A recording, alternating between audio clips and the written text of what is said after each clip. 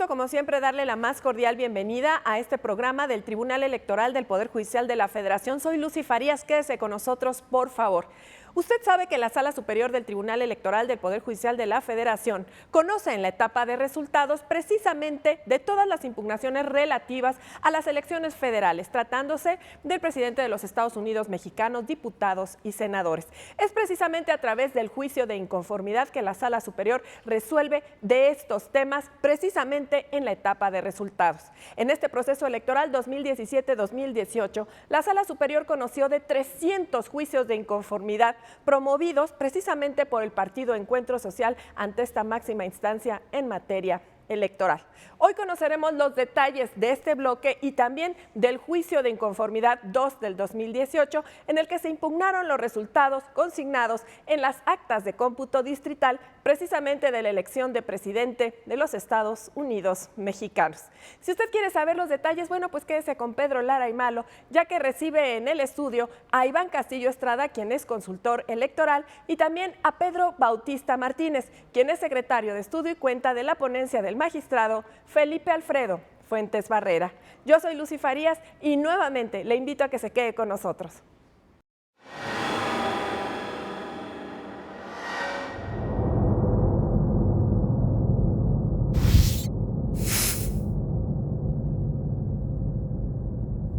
¿Qué tal? Como siempre le damos la más cordial bienvenida a su programa Las Sentencias a Debate del Tribunal Electoral del Poder Judicial de la Federación.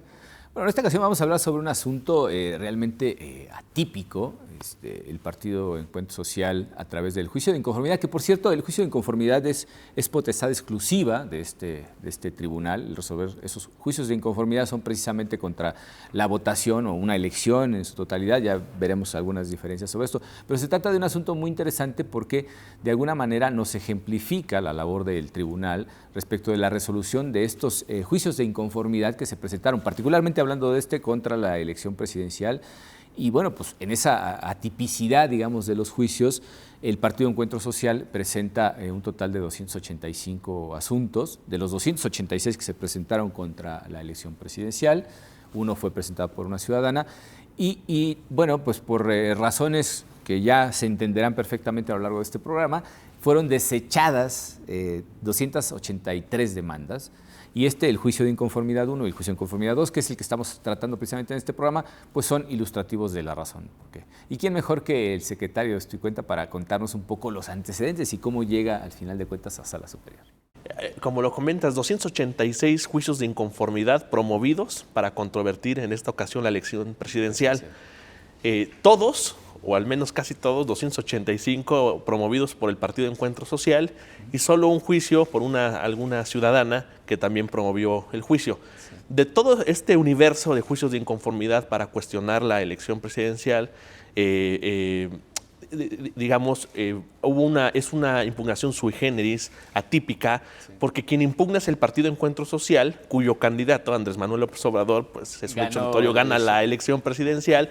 Y entonces la primera pregunta es ¿cómo se puede entender la impugnación del partido ganador de la elección, o uno de los partidos ganadores, porque recordemos que fue una coalición, ¿no?, integrada por Morena, el Partido del Trabajo y Encuentro Social?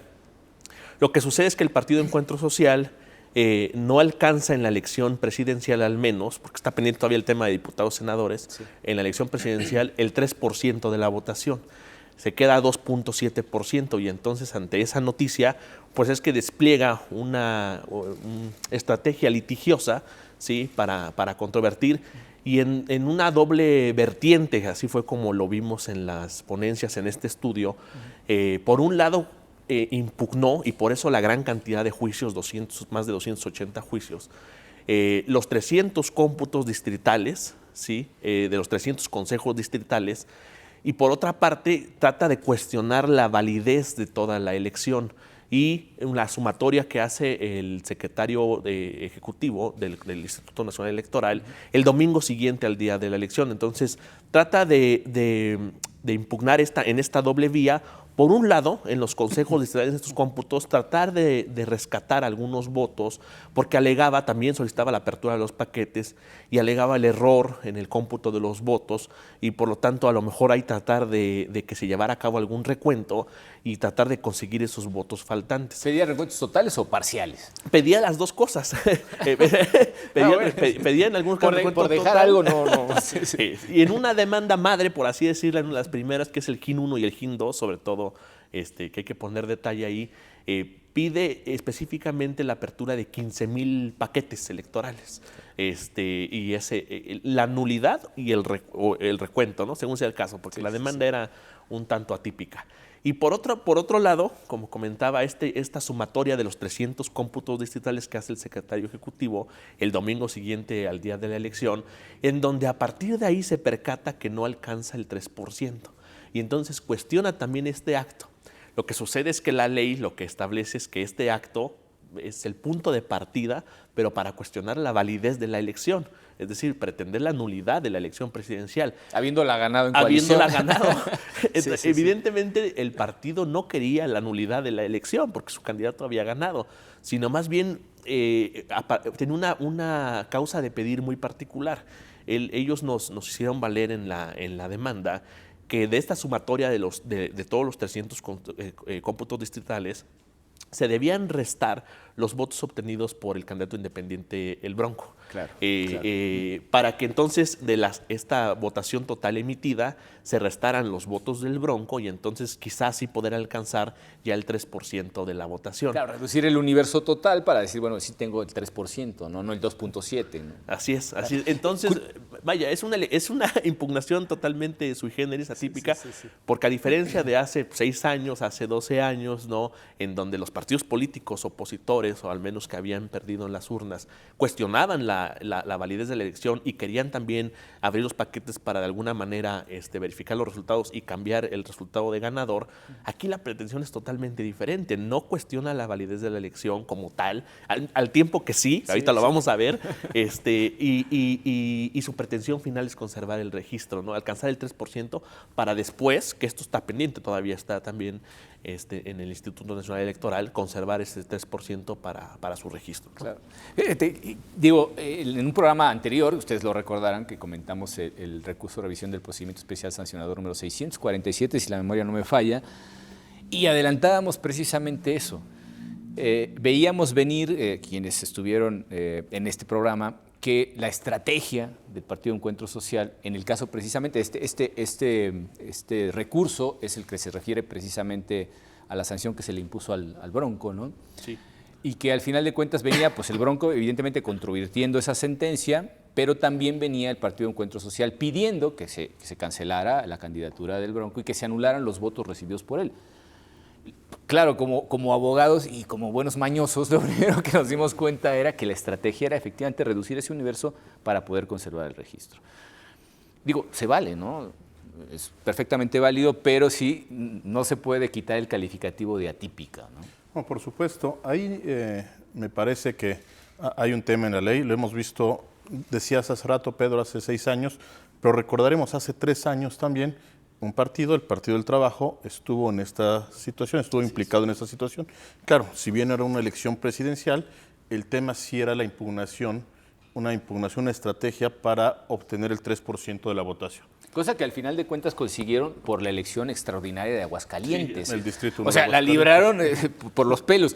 Pero es curioso porque esas estrategias precisamente acompañan a partidos que en este caso, esos dos partidos, el Partido del Trabajo, que hace 3 años estuvo a punto de perder el registro, y ahora el Partido Encuentro Social, son los que acompañan al ganador de la elección. Sí, eso es lo curioso. El partido ganador, porque es ganador, así es, impugna su propia elección en la que ganó. Sí. Claro, este es un tema, me parece que de diseño legislativo, que hay algún tema ahí que el tribunal tiene que ir colmando con este tipo de sentencias. Me parece que ahí radicaría también la importancia de este asunto que estamos comentando hoy, enfrentar este tipo de situaciones, o ir delineando los criterios para ver cómo se impugna. Recordaremos, por ejemplo, ahorita lo que decías, Pedro, el informe del secretario. Aquí quizá valdría la pena comentar a las personas que nos escuchan.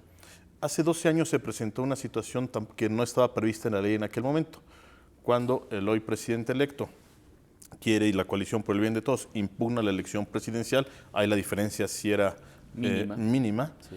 En la ley no existía un procedimiento para impugnar toda la elección. Lo que hicieron, tomando el concepto que utilizaste ahorita, un recurso madre, en un distrito, de los 300 distritos, ahí impugnaron todo, porque no existía un acto que impugnar. A partir de eso se hace una reforma legislativa y se establece este procedimiento que comentabas. Se establece que se va a hacer un recuento preliminar con las actas, y será un informe que diga el secretario ante el secretario del Instituto Nacional Electoral, y ese acto es el que marca el inicio del plazo para impugnar la elección. Es un tema importante, no es un acto impugnable en sí mismo, como lo dicen, sino es un punto de partida, un punto de referencia para tener un cajón en donde meter las impugnaciones. No lo teníamos en la elección anterior. Lo utiliza el partido Encuentro Social para de ahí pretender, en estos fines, impugnar los 300 distritos, aunque seguramente, como veremos más adelante, hay un tema legislativo que impide llevar el estudio de los juicios tal como fue planteado por el partido, Pedro. Claro. Y digo, esto se deriva, perdón por la postilla, pero creo que es interesante comentarlo, por la forma en la que se reparten los votos, porque lo primero que se preguntará uno es ¿por qué viene a impugnar un partido que gana en coalición, ¿no? la elección presidencial? Bueno, pues porque la mayor parte de los ciudadanos, de esos 30 millones de personas que votaron por López Obrador, pues votaron por el partido Morena, no por la coalición. Evidentemente, en la boleta pues teníamos la posibilidad de votar por cada uno de esos partidos por separado o votar por la coalición. Los votos recibidos por la votación a favor de la coalición, esos se reparten de manera equitativa. Pero los votos que van directamente a cada uno de los partidos de manera, digamos, separada, se quedan para ese partido. Entonces, pues la mayor parte de los ciudadanos votaron por Morena y no por la coalición en sí misma. Cosa que pues dejó, como vemos, además una diferencia tremenda. Eso habla de un 90 y tantos % de personas que votaron por López Obrador, pero marcando el partido Morena, no la coalición, ¿no? Digo, es un dato interesante, también explica, pues, digamos, el comportamiento jurídico de este partido político. Y a partir del informe de resultados precisamente de la elección presidencial, es cuando ellos saben, ya habiendo reunido la información de todos los consejos distritales, pues saben realmente cuál es la votación final, ¿no? Y de ese informe es del que pues, se dieron cuenta precisamente de que no estaban alcanzando el registro. Tú habías adelantado una cosa que es muy cierta, falta todavía la elección de diputados y de senadores. Sí. ¿Podrían llegar a salvarse en este caso?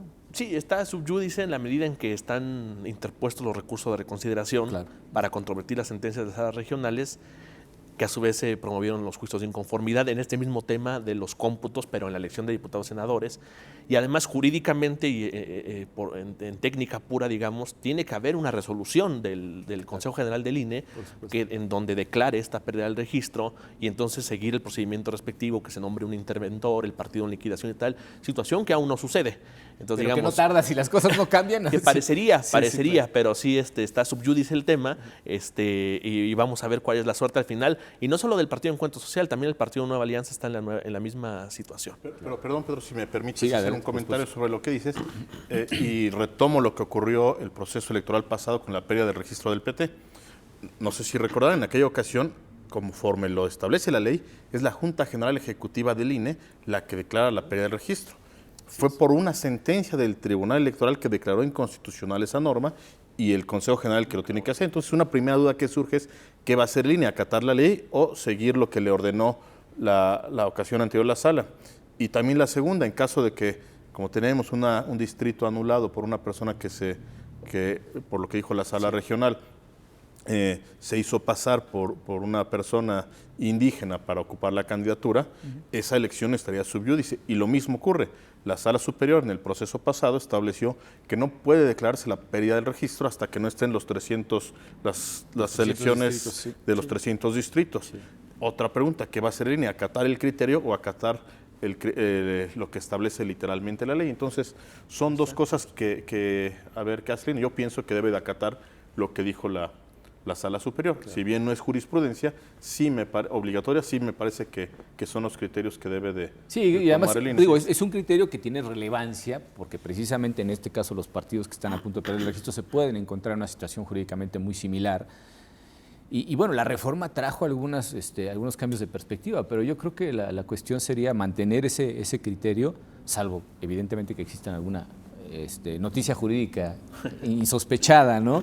Pero claro, al final de cuentas tenemos un panorama complicado para estos partidos, los partidos pequeños, digámoslo así, y la tendencia yo creo que de las reformas ha sido también pues, ir desapareciendo, perdón por la expresión, es un poco violenta, pero me refiero a hablar de la posibilidad real de competencia, que esto es además una cuestión que ha manejado esta Sala Superior.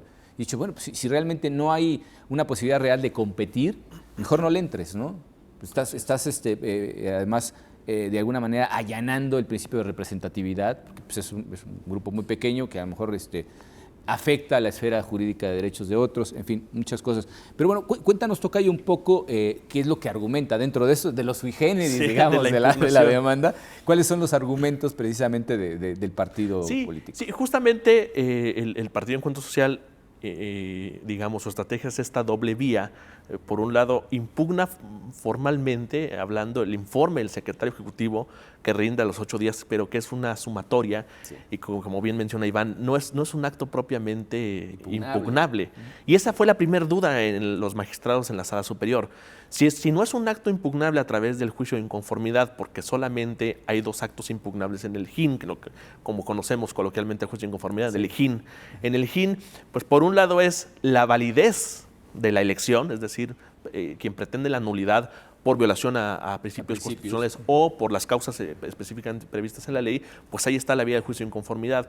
O bien, el otro acto susceptible de impugnación es el cómputo distrital, que pueden ser en este caso, por ejemplo, los 300 cómputos distritales, ¿sí? Por alguna de las causales de nulidad de votación recibida en casilla, como el error o dolo, de tal manera que ahí se puede obtener un cambio de ganador. Sin embargo, este tercer acto, que es el informe del secretario, esta suma preliminar, que literalmente es una suma de los resultados asentados en las 300 actas de cómputo distrital, no es un acto susceptible en principio, ¿no? de impugnación. Entonces parecería que el juicio de inconformidad, ahí estaba la duda, pues era una improcedencia, no era un desechamiento, porque no era un acto que pudiera generar quizá alguna afectación. Que el desechamiento además se dio, entiendo, en 283, o sea, este es uno de los que consiguieron entrar a fondo. O sea, sí admitieron, sí radicaron, le entraron al fondo, pero por otras razones. En efecto. A ver, ¿qué sucede? Respecto de los 300 cómputos distritales, ya sea la pretensión de apertura de paquetes o de nulidad de votación recibida en las casillas, o inclusive la nulidad de todo el cómputo, la Sala Superior determinó desechar las demandas, estos 283 juicios, por una situación. La ley establece que la demanda se debe de presentar ante la autoridad responsable, esto es, cada uno de los 300 consejos distritales del Instituto Nacional Electoral. El partido político no hace esto, no presenta la demanda en el Consejo Distrital, sino que va directamente al Consejo General y ahí presenta una demanda pretendiendo impugnar los 300. Claro. Lo que dice la Sala Superior, y esto está en la sentencia, es, a ver, podríamos entonces desglosar y reencauzar y crear 300 juicios de inconformidad para generar acceso a la justicia. Sin embargo, vemos que si la demanda se hubiera presentado remitida al Consejo, a los consejos distritales, ya era extemporánea. Claro. Porque no interrumpe Porque no interrumpe la presentación del plazo, la presentación ante autoridad distinta. ¿Cómo estuvo en los hechos? A ver, todos sabemos, el domingo 1 de julio fue la jornada. El miércoles siguiente, que es el 4, empiezan los cómputos distritales en los 300 consejos distritales. Y estos cómputos distritales, estas sesiones permanentes, digamos, de los consejos distritales, abarcan tres cómputos. No solamente la elección presidencial, sino la de diputados y la de senadores. De tal manera que muchas veces estas sesiones se prolongan hasta el jueves o hasta el día viernes. De hecho, creo que los que más tardaron 3 días. Tardaron 3 días. Justamente. Empezaron el 4 y concluyeron el 6. La sesión pero los cómputos del El presidente, resultado, digamos, el resultado sí. concluyó en la mayoría de los casos, de los 300 distritos, en 296 concluyeron el propio miércoles. Este es el meollo, básicamente, de lo que se resuelve en esta sentencia. Digo, se trata de una cuestión procedimental, sí, pero también, y eso es extrajurídico lo que voy a decir, también creo que si la pretensión al final de cuentas no era la nulidad de la elección, tenía que ser tratado de manera diferente. Nos vamos a un corte y volvemos con ustedes en un momento. Muchas gracias.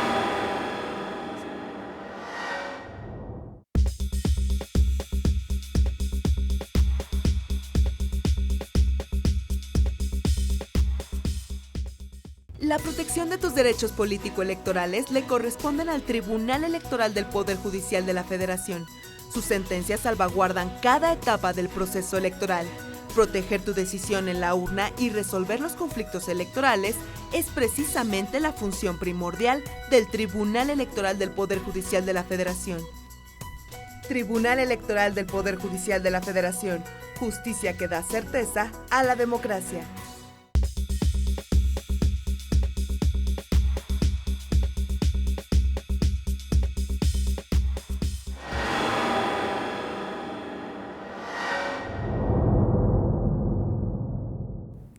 Bueno, pues ya estamos en nuestro segundo segmento. Adelantaba una cosa que, insisto, es una cuestión extrajurídica, no podemos considerar eso como parte, digamos, de los criterios para resolver este tipo de asuntos, mucho menos un órgano jurisdiccional.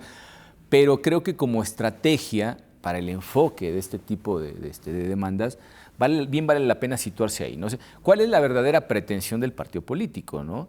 Porque me queda claro que la pretensión no es anular la elección en el sentido estricto. Digo, es un contrasentido. Entonces, ¿qué es lo que se pretende? Bueno, decíamos, nosotros pudimos inferir por el comportamiento litigioso de este partido político que pues, lo que quiere realmente es mantener su registro, quedarse dentro de la arena política. Y creo que en ese aspecto el tribunal hizo un análisis muy correcto respecto de esa verdadera pretensión, ¿no? ¿Qué subyace detrás del discurso jurídico? Así es, eso siempre es lo que se pide a un tribunal, a un juez, a un juzgador, que estudie la verdadera pretensión, qué es lo que quieren las partes en el juicio, qué es lo que quiere la parte actora, y sobre esa base llevar a cabo el planteamiento. Insisto, aquí en la legislación mexicana, en la legislación federal, está borrosa la manera en la que algún partido que esté en esas circunstancias lo puede impugnar. Es más, las propias reglas del juicio de inconformidad son confusas. Por ejemplo, lo comentan ahorita, cuando se impugna la elección de presidente de la República, si se quiere impugnar la nulidad en casilla, tengo que impugnar los 300 cómputos distritales. Pero, por ejemplo, en la de senador no ocurre así, ¿no? En la de senador es otra regla. En la de senador se impugna el cómputo total local y ahí se hace valer la nulidad. En distritos, en diputados se impugna cada uno. En cada estado, a nivel local, por ejemplo, en la Ciudad de México, se tiene que impugnar también el cómputo distrital y si quiere impugnar la nulidad, el cómputo total, la entrega de constancia. Cada legislación en el país tiene su propia mecánica para impugnar este tipo de cuestiones. Entonces, creo que eso se explica porque pues, se trata de actos jurídicos que tienen su propia lógica, ¿no? Sí, claro. No, de hecho, en la sentencia se explica. No es un acto complejo, sino que es una sucesión de actos y cada uno es impugnable. Incluso en la sentencia se explica muy bien esta posibilidad, estas facultades que tiene conforme ya no solo en la ley de medios, sino en la ley general de procedimientos electorales, en la ley general, la LEGIPE, como le decimos. En la LEGIPE, sí. Se establece que quien puede ser autoridad responsable para este tipo de juicios son precisamente los consejos distritales. Entonces, tanto en la ley procesal como en la ley sustantiva, digamos, se prevé y está muy bien delimitado cómo se impugna y cómo debe de impugnarse la elección presidencial. Claro, está pensado en la lógica que pretendes anular la elección, no que pretendes conservar el 3% del registro. Entonces, eso es lo importante de esta sentencia. Claro, y además creo que eso que acabas de decir es importante porque está vinculado también con el número de casillas impugnadas, ¿no? 15.324 casillas de los que se pretende que se haga un recuento, ¿no? Digo, si la memoria no me falla, creo que hubo 2 recuentos totales en toda la elección. De toda la elección, no se descarta evidentemente que en el caso de la elección de diputados y senadores haya. Pero hablando de la elección de presidente, hubo 2 cómputos. Nada más Así es. frecuentes totales. Sí, y es sumamente importante esto que mencionan, la lógica de los cómputos y de nuestro modelo, ¿no?, del proceso electoral. A ver, este modelo de 300, ¿no?, pues tiene todo un porqué. A ver, la geografía electoral del país, si bien nuestro país tiene 32 entidades federativas, para efectos electorales, la geografía se divide en 300 distritos electorales. Como si fueran... Topados con un número máximo de ciudadanos. De ciudadanos, ¿no? así Sí. es. ¿Y por qué? Porque se eligen 300 diputados de mayoría relativa, uno en cada distrito y tal. Y justamente en esta lógica, el cómputo de la elección presidencial no es como un gran cómputo, ¿no? Que al final eso es facultad de la Sala Superior, el cómputo total, pero antes de eso, de manera operativa, por esta lógica, pues los 300 consejos sesionan de manera simultánea y llevan a cabo estos 300 cómputos distritales. Ahora, porque parecería excesivo quizás, porque también se puede pensar, exigirle al partido político que vaya y presente 300 demandas. Si podríamos decir, oye, esto es contra el acceso a la justicia y tal. Sí, sí. No es así, o al menos eso se razona en la sentencia. ¿Por qué? Porque en cada uno de esos 300 consejos distritales el partido político tiene representación, tiene nombrados representantes que están de manera permanente ahí durante la sesión de cómputo y que en ese momento pueden solicitar la apertura de los paquetes electorales, que tienen tienen acceso a voz. Y de manera previa, además, a todo esto. De manera previa, y entonces no resulta desproporcionado, ¿sí?, desde un punto de vista constitucional, de tutela de acceso a la justicia y tal, exigir esta presentación de las demandas. ¿Por qué la validez de la elección, ¿no?, se puede o pretender la nulidad? La demanda sí se presenta en el Consejo General porque justamente la ley que establece este informe como el punto de partida y todavía da 4 días adicionales para presentar lo que conocemos en el argot, el hin madre, ¿no?, la impugnación madre para cuestionar la validez de toda la elección. De tal manera que aquí entonces, conforme a la ley procesal, la propia Legipe que establece esta lógica de los 300 cómputos, en la sentencia se razona esto y se dice, a ver, si estabas obligado por ley, si eres un deber no desproporcionado, que presentes tu demanda en cada uno de los consejos distritales.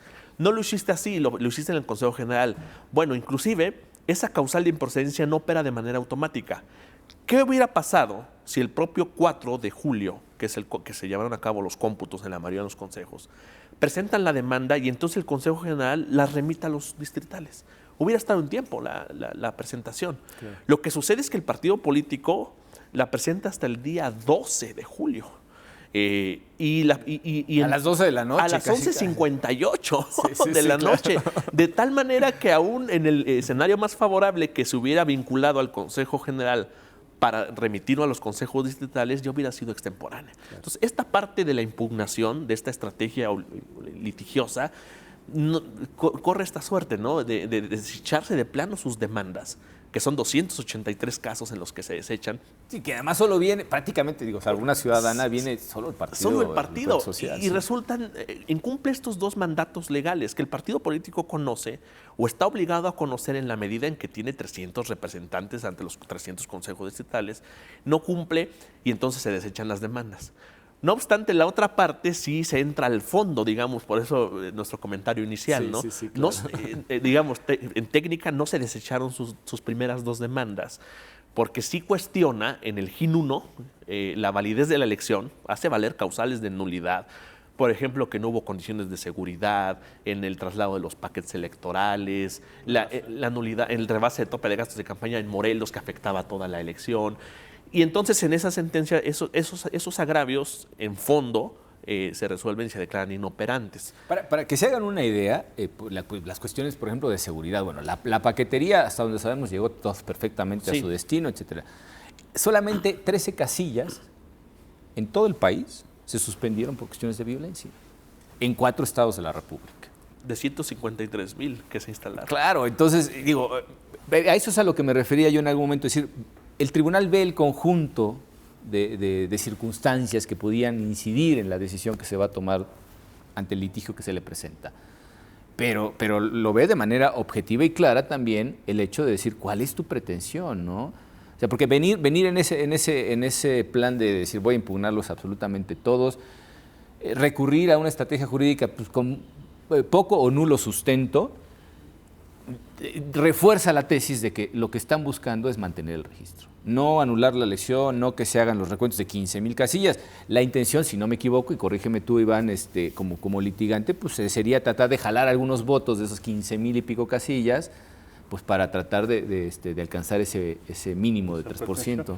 Y aquí hay temas interesantes, y ahora que dijiste como litigante, son temas que valdría la pena plantearse, no sé si para una reforma legislativa o temas de análisis.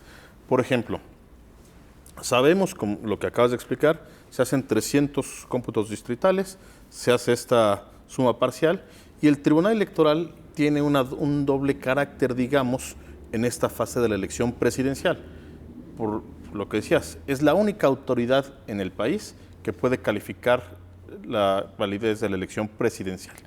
Y hace el recuento final, el cómputo final. Hace el cómputo final. El recuento en el cómputo, tiene esta cachucha de autoridad administrativa y de autoridad jurisdiccional.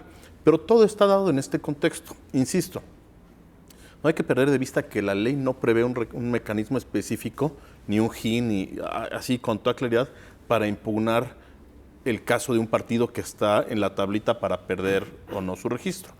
Para recuperar votos. Para recuperar votos, ¿cómo lo hace? Entonces, el tema, digamos, sí requiere una interpretación. Lo que comentas, ¿era desproporcionado exigir las 300 demandas? Dices no, porque está en posibilidades de tener. Quizá como litigante, si estaba en esta situación el Partido Encuentro Social, pudieron haber planteado un análisis de la sala, la inconstitucionalidad de esa norma, la inconstitucionalidad del término, la inconstitucionalidad por omisión de la legislación que no prevé un mecanismo para impugnar. No lo sabemos, no está planteado. Hasta la no interrupción del plazo se podría haber impugnado. Sí, ¿no? sí. Probablemente, ¿no? ¿no? Razonamientos que no se hicieron. Sí, exactamente. Entonces me parece que el tema amerita una reflexión. Quizá, digo, la próxima vez, ahorita estamos hablando de argumentos de ley referenda, pero en una siguiente reflexión, un tema legislativo o temas para cuestionar esto que está pasando, con esta tendencia a que los partidos chiquitos o con no tanta representatividad se vayan yendo, quizás es un tema que lo estemos viendo a nivel federal, y vienen al Tribunal Electoral, también van a estar llegando los temas locales, la pérdida de registro de los partidos locales, que hay muchísimos en el país. Sí. No, digo, en este caso creo que,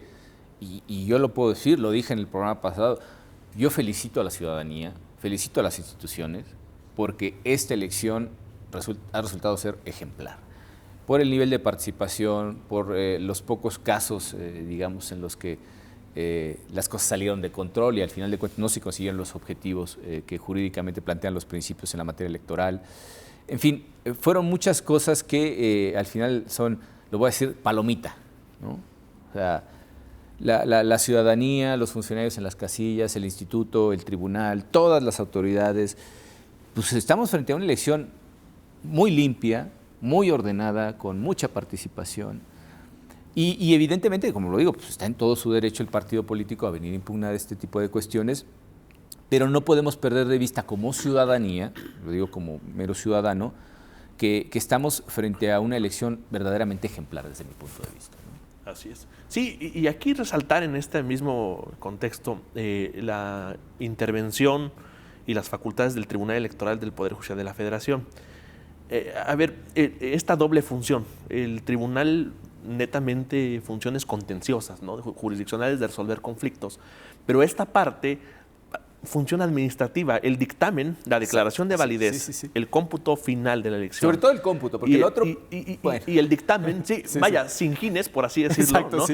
Porque, a ver, haya o no haya impugnaciones, haya o no haya gines, el Tribunal Electoral es quien tiene la facultad exclusiva constitucional y legal de calificar la validez de la elección, de hacer ese cómputo total y, como vimos, entregar la constancia, bueno, el dictamen y de presidente electo, y entregar el dictamen correspondiente a la constancia al presidente electo. Perdóname, tocayo, que te interrumpa. Aquí hay una cosa que quiero contarle a nuestro público y que es muy interesante. Justamente esa serie de actos de calificación, digamos, de la elección y la entrega de la constancia de presidente electo comienzan con el cómputo total de la votación en base precisamente a ese informe del secretario técnico. Así es. Que es remitido a la sala superior de este tribunal, y el tribunal es quien se encarga precisamente de hacer esa sumatoria final de todos los resultados enviados por los consejos distritales, y finalmente sobre esa base también hacer un correlato de todas las etapas del proceso electoral y calificarlas jurídicamente, ¿no? O sea, cómo se resolvieron los medios de impugnación preparatorios, cuando vinieron a cuestionar, por ejemplo, la reglamentación del Instituto Nacional Electoral, casos incluso que fueron paradigmáticos, ¿no? Que se resolvieron aquí, la conveniencia de utilizar la famosa aplicación para el registro de los apoyos ciudadanos en las candidaturas independientes. ¿Qué fue lo que pasó cuando Margarita Zavala renunció, al final de cuentas, a su candidatura ya registrada y firme y todo? ¿Cómo se iba a tomar esa votación? El caso, por ejemplo, del Bronco, que fue muy particular porque pues, hubo muchas irregularidades en la obtención de apoyos. No llegaron a tiempo quienes pedían, al final de cuentas, que se cancelara esa candidatura. Pero bueno, pues al final de cuentas el tribunal estuvo como pendiente de todo ese proceso electoral, desde el punto de vista no solamente de garante de los derechos que pues, aducían vulnerados los propios ciudadanos o los partidos políticos, sino también de alguna manera, en lo que decías tú, una especie de labor administrativa calificadora de cada una de las etapas, ¿no? Y ahí surge una pregunta. En el siguiente programa entiendo que tocarán estos temas de la declaración de validez de la elección presidencial. Sí. Cabría preguntarse, ¿podría en ese momento de la declaratoria de validez de la elección presidencial hacer un planteamiento sobre la pérdida o no del registro? Es decir, ¿podría haberse abierto una ventana de oportunidad para el Partido Encuentro Social de replantearlo, similar a lo que ocurrió hace 12 años? Hace 12 años, en ese momento también la Coalición por el Bien de Todos solicitó el estudio de todas las irregularidades que había hecho valer, claro, porque era la declaración de validez de la elección. Claro, sí. Entonces, quizá podría haber sido otro tema para reflexión, si sería también un momento oportuno para plantear la pérdida del registro de los partidos y a lo mejor esa carga quitársela también al Instituto Nacional Electoral y que podría ser una función propia de la Sala Superior, que ya resuelve todos los juicios en su totalidad, tiene la visión integral de la elección y podría decir en ese mismo acto, estos partidos se van, la elección vale, él es el presidente electo. No sé, sería un tema... Se podría plantear, yo creo, jurídicamente me parece muy viable y más práctico quizá que el modelo que actualmente nos rige. Evidentemente habría que plantearlo en otras fechas, porque sabemos que el proceso electoral son una serie de actos concatenados, secuenciados, sin los cuales pues, no se puede considerar que efectivamente todo el proceso en su conjunto fue válido.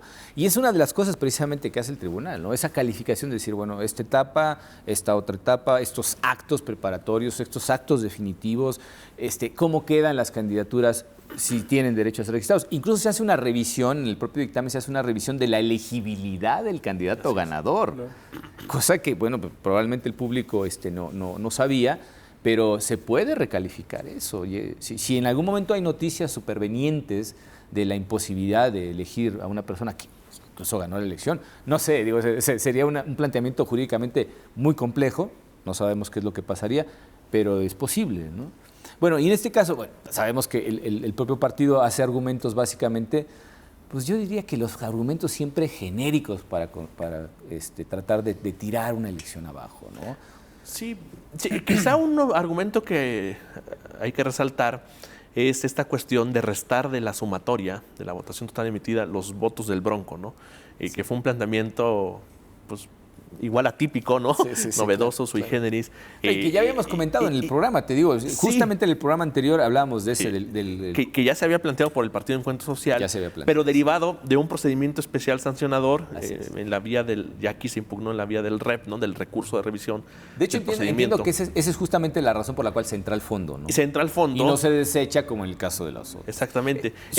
Es un estudio de fondo, pero se declara inoperante por una figura jurídica que se llama eficacia refleja de cosa juzgada, que en pocas palabras es, si ya se decidió un asunto, ¿no? En una primera ocasión, vincula para los subsecuentes. No puede estar haciendo valer cada ocasión, el mismo planteamiento ante el tribunal. El tribunal decide una vez, resuelve y entonces eso rige y queda firme para los siguientes, incluso aunque no haya sido parte del primer juicio.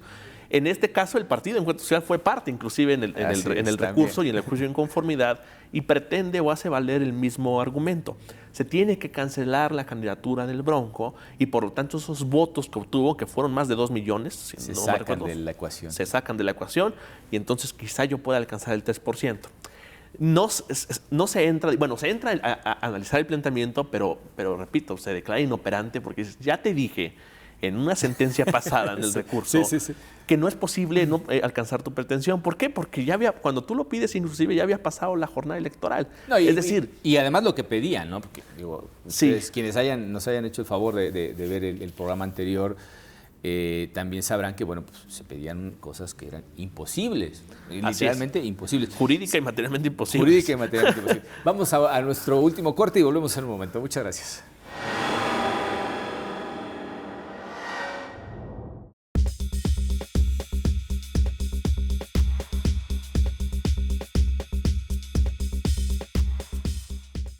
Tus derechos políticos son derechos humanos. El Tribunal Electoral del Poder Judicial de la Federación los protege y tutela mediante la impartición de justicia electoral abierta. Cada sentencia del Tribunal Electoral del Poder Judicial de la Federación contribuye a protegerlos y fortalece los principios que rigen los procesos electorales. Tribunal Electoral del Poder Judicial de la Federación. Justicia que da certeza a la democracia.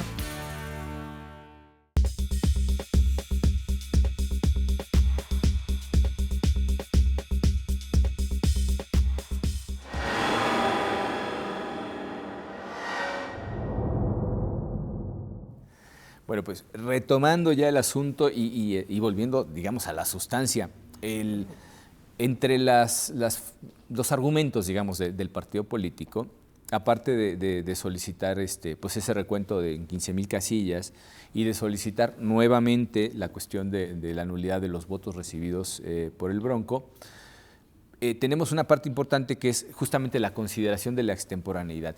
Y ahí sí quiero, para que el público no se quede con la idea que, incluso yo lo leí en la prensa en algún momento, ¿no? Que decían, casi le dan palo al Partido Encuentro Social, y eso suena muy feo porque parece efectivamente que los estamos dejando sin acceso a la justicia. Pero para poder entender esto hay que ver cómo está la ley, las jurisprudencias que tenemos también sobre eso, y también la posibilidad que tuvo el Partido de Salvar si hubiera hecho un día antes, ¿no? Que hubiera hecho bueno, no sé, habría que ver qué tanto tiempo hubiera tardado, digamos, el Consejo General del Instituto Nacional Electoral en hacer el reparto a las autoridades responsables, que serían los consejos distritales. Pero bueno, realmente lo que se le dice es, no es el hecho simplemente de que lo presentes ante una autoridad distinta de la responsable, porque también tenemos criterios en los que se ha dicho no hay ningún problema, lo puedes entregar si quieres en el Consejo General, aunque sea un consejo distrital el responsable, siempre y cuando pues, el Consejo General tenga tiempo de enviar ese recurso a la autoridad responsable. Y desde el punto de vista, al final de cuentas, también de cómo operan los tiempos para que esas autoridades pues, puedan formular su informe, ¿no? O sea, no es una cuestión meramente caprichosa, sino que cada una de las autoridades, que en este caso los consejos distritales, de esos 280 y tantos consejos distritales responsables, pues tenía que crear su informe y enviar, al final de cuentas, con la demanda respectiva, todo a la Sala Superior para que se resolviera. Entonces, es un entramado complejo, con tiempos muy precisos, que de alguna manera creo que explican el porqué también de decirle no hay efectos suspensivos, lo cual significa que, aunque interpongan ese recurso en otra autoridad, los plazos que tiene para presentarlo no se suspenden, los plazos continúan hasta que llegue o no llegue a tiempo finalmente a la autoridad responsable. Y fue una medida además compensatoria esta jurisprudencia, porque literalmente decía, lo presentas ante otra autoridad y bye, ¿no? Así es. Entonces, incluso con esa deferencia jurídica, digámoslo así, aún así no alcanzan finalmente a estar en tiempo y forma, ¿no? Así es, como dijeron hace rato, 2 minutos antes de la medianoche del plazo, fue la presentación de la demanda, y esta presentación ante autoridad distinta a la responsable, como se explica bien en la sentencia, no es una causa autónoma o automática de desechamiento, porque en efecto, tanto en jurisprudencia como en la generalidad de las leyes, está esta obligación para las autoridades que reciban un medio de impugnación que no les corresponde, del cual no son autoridades responsables, para que lo remita a la brevedad a la autoridad que sí le corresponde. Como decías, podíamos haber hecho esto a lo mejor, sí, ¿no? Sin embargo, ya analizando en los hechos, era materialmente imposible Igual que anular la llegar- candidatura del Bronco, pues estábamos en la misma tesitura, ¿no? De cosas imposibles. Sí, claro, ya había pasado la elección. Como saben, aquí en materia electoral, pues no hay lo que es, no hay suspensión. Las etapas van concluyendo, se van cerrando de manera definitiva. Esto obedece a la lógica de la certeza, que es un principio constitucional. Cerrada una etapa electoral, no es posible dar marcha atrás. Como dices, ¿qué pasaría si al Bronco, de tomar en serio esta pretensión de ya pasar la elección, anular, quitar la candidatura del Bronco? Sería una absoluta falta de certeza, una burla para las personas que votaron por él, ¿no? Sí, sí. Todas las personas que fueron y votaron por el candidato Más de 2 independiente, más de 2 Más de millones 2 de millones. personas. Sí. No, y por eso me queda claro que el Partido Encuentro Social le echó el ojo a esos votos, porque con esos 2 millones, con eso la parecía libran. que ahí, sí. Sí, por supuesto. Entonces, definitivamente. eso es material jurídicamente imposible. A todas luces era una pretensión Así es. que había muchos puntos débiles en cómo fue este planteamiento. No, y además, digo, seamos honestos intelectualmente, está abierta todavía la posibilidad para el partido de impugnar la decisión, porque como bien adelantaste tú, Tocayo, no es una cuestión que ya esté firme. Así es. Todavía ni siquiera se han terminado de hacer algunas operaciones matemáticas respecto de votos. Falta todavía bastante y en todo caso pues siempre queda la posibilidad y el derecho a salvo de que impugnen la cancelación del registro en caso de que cayera en ese supuesto. Creo que estos son actos en previsión, ¿no? Actos preparatorios para el escenario que aparentemente ya es seguro que se les viene encima al Partido Encuentro Social. Al menos en la elección presidencial, como están las cosas, el panorama se ve muy complicado, Sí. porque ya está decidido por la Sala Superior, al menos, no en cuanto al fondo, sino pues, se va improcedente la impugnación, ¿no? Pero está pendiente senadores y diputados, habrá que ver qué resolvieron las salas regionales, qué se resuelve aquí en los recursos de reconsideración, y luego los argumentos del instituto en esta resolución ya final, en donde se cancele el registro y se nombre al interventor y se ponga al partido político en liquidación, que los partidos políticos, tanto Nueva Alianza como Encuentro Social, tienen la posibilidad jurídica de ir a controvertir. Claro. Y justamente aquí otra vez, a la Sala Superior, sí. y en su momento a ver qué decide pues este órgano jurisdiccional, pero no ha acabado, digamos, esa historia, no está definitivo, no es el jurídico, último capítulo. no es el último capítulo, y al menos estos partidos políticos hoy no han perdido formalmente su registro. Claro. Digo, yo no sé tú como litigante qué posibilidades, y esto a lo mejor pues es un buen consejo para quienes representan jurídicamente al Partido Encuentro Social. Intentar la estrategia de recuperar votos a través de la nulidad, bueno, parece que no prospera, por lo menos en cuenta de la elección presidencial, pero que como estrategia tú qué plantearías como litigante en este aspecto, ¿no? Pues sí, como dicen, el camino es largo. Todavía hay muchos temas que pueden llevar a los tribunales. Todavía falta si se anula o no la elección que está pendiente, si se califica o no la elección de senadores, qué entendemos por cualquiera de las elecciones, como está en la Constitución, el debate, bueno, ya resuelto por esta Sala Superior, que en cualquiera de las elecciones que obtenga, no sé, y si nos ponemos a estudiar, a rascar un poquito, podemos encontrar temas controvertidos. Por ejemplo, si alcanzas el 3% en cualquiera de las elecciones, surge una pregunta: ¿cuántas elecciones hay en México? Presidente, diputado de mayoría, diputado de representación proporcional. Por ahí alguien podría decir, también es elección la primera minoría de senadores, como está planteado, ¿no? Elecciones locales, es decir, Sí, ¿dónde empieza una elección y dónde termina, ¿no? hay todavía algunos temas por los que se pueden transitar. Seguramente vendrán temas. Va a venir también el tema de asignación de diputados. Un partido que pierde su registro, no tiene diputados, se quedan en reserva los diputados hasta la elección extraordinaria. ¿Cuántos diputados?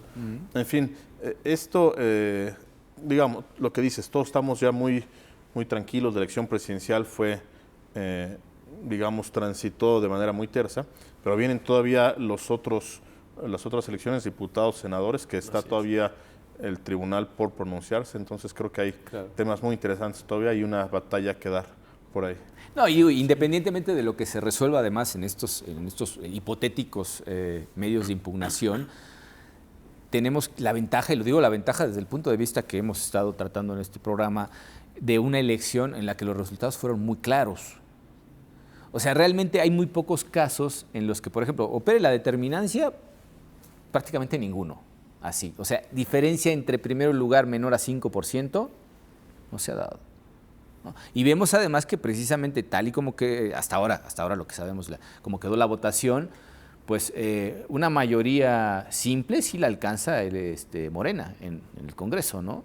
Entonces ya teniendo, y lo mismo pasó con los votos, o sea, es el 53% de la votación de la elección presidencial fue para el señor López Obrador.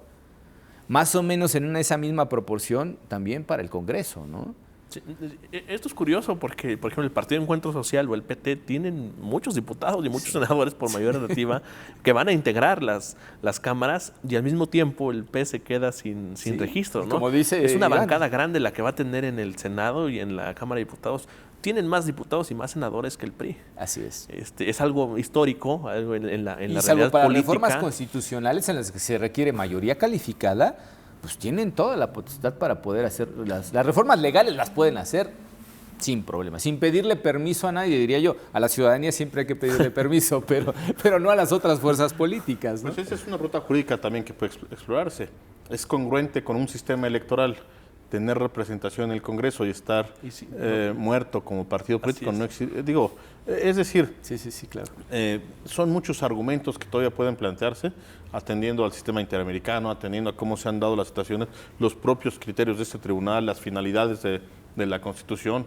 Al final, lo que importa es el respeto de los derechos fundamentales en materia política de la ciudadanía. Entonces, todavía me parece que vamos a tener criterios interesantes, seguramente serán después parte de tu programa. Esperemos poderlos traer al programa. Que serán, que hay todavía para largo. Sí.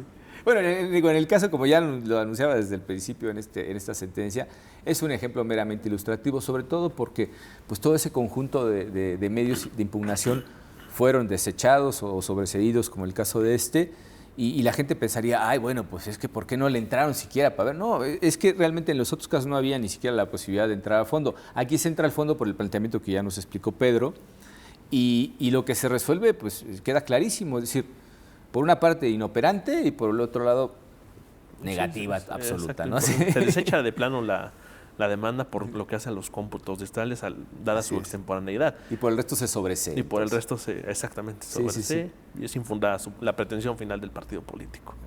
Y ahora veremos también, insisto, seguramente llegarán, eso sí, ahí sí puedo asegurarles y por lo menos intentaremos traer uno de esas sentencias a este programa respecto de la elección de diputados y de senadores, que aunque ya se ve perfectamente cómo han conseguido construir una mayoría a través de la coalición que encabeza Morena, pues siempre hay subidas y bajadas ya de los cargos sueltos, ¿no? O sea, diputado tal, pues al final de cuentas lo bajas o pueden darse muchas cosas, ¿no? La votación también, cómo se va a considerar esa votación, etcétera.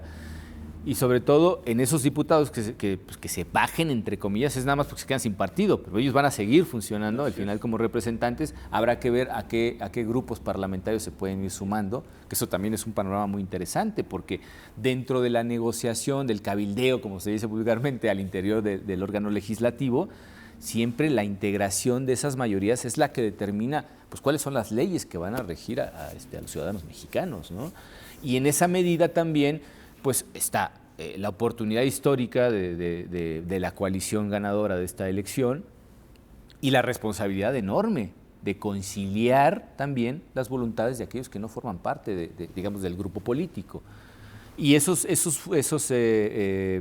diputados o senadores que pudieran hipotéticamente quedarse en algún momento sin partido van a jugar seguramente un papel clave a la hora de decidir qué es lo que se puede cambiar o no en nuestras leyes. Por supuesto, son representantes populares y en la democracia deliberativa tienen que tener voz, tienen que ser escuchados porque traen un apoyo popular importante. Digo, 1,5 millones de votos trae el Partido Encuentro Social, no es poca cosa. No es poca cosa, entonces... Lástima que de los 30 millones de votos que obtuvo López Obrador, ¿no? Alcanzaron solamente ese 1,5 millones y no más, ¿no? Digo, si se hubieran repartido... Ellos, ¿no? Si al final hubiera la gente votado por la coalición, pues estaríamos hablando de un escenario completamente diferente, ¿no? Les hubieran tocado 10 millones de votos en ese reparto equitativo de los votos de las coaliciones. Y bien o mal era un planteamiento que trae Encuentro Social en su demanda. Él llamó votación atípica. Dice, es que en unas casillas yo traía 1 o 2 votos, en esas 15,000 casillas que impugnaba, trae un poco este planteamiento. O sea, es atípico si había tantas posibilidades de votar porque éramos tantos partidos, no es congruente que yo solo haya obtenido 0, 1 o 2 votos. Ese era parte de su planteamiento. Sí. Y aún suponiendo que hubiéramos entrado al fondo y analizado este planteamiento, por ejemplo, la ley establece también causales muy concretas y específicas para abrir los paquetes electorales. ¿Por qué? Claro. Porque de por medio está la certeza, la seguridad jurídica. Y digamos, lo que quiere el legislador, si no mal recordamos, es solamente cuando haya un punto o menos de diferencia entre el primer y segundo lugar, se pueden abrir los paquetes, porque de lo contrario, en cualquier supuesto, pues sería un manoseo de los votos de la voluntad ciudadana, ¿no? Entonces, no sería determinante. Y no sería determinante.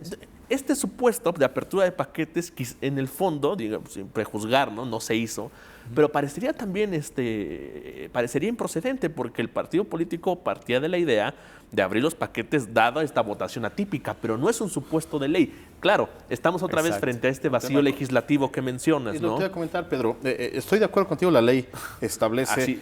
Sin embargo, como litigante, lo que decimos, bueno, si la ley dice eso, pues vamos a impugnar la ley. Vámonos a la raíz. Sí. Vamos a atender las normas constitucionales que están por encima de la ley. Y esto que dices, por ejemplo, se está previsto la diferencia entre primero y segundo lugar, pero, por ejemplo, no está previsto, y bien o mal es un cargo el de senador de primera minoría. La diferencia entre segundo y tercer lugar, eso no está previsto en la ley y hoy cobra muchísima relevancia. Sí, se claro. puede o no impugnar, es determinante, existen unidades parciales, podemos revocar una asignación, es una elección, no es una asignación. Sí, claro. La Corte lo considera como una tercera forma de elección, la Suprema Corte de Justicia. Entonces, hay temas a la reflexión, ¿no? Yo lo que puedo decir, y ya al final pues, el tiempo se nos agota, pero lo que puedo decir ya para finalizar es que Iván le está dando ideas que no tuvieron los litigantes en su momento para defender al Partido Encuentro Social.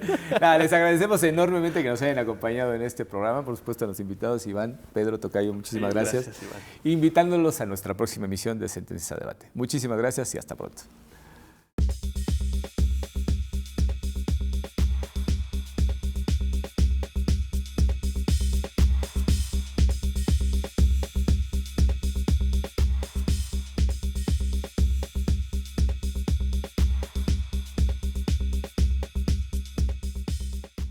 La Sala Superior del Tribunal Electoral del Poder Judicial de la Federación sesiona públicamente a la luz de los principios de máxima publicidad y transparencia para garantizar certeza y legalidad en los procesos electorales. Acompáñenos cada semana en directo desde el Pleno de la Sala Superior para conocer las resoluciones de las y los magistrados del máximo órgano de justicia electoral en nuestro país. Sesión pública de resolución de la Sala Superior del Tribunal Electoral. Tribunal Electoral del Poder Judicial de la Federación. Justicia que da certeza a la democracia.